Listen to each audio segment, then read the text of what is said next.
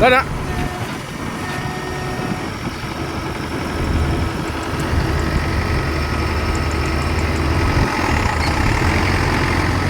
Giật xéo qua.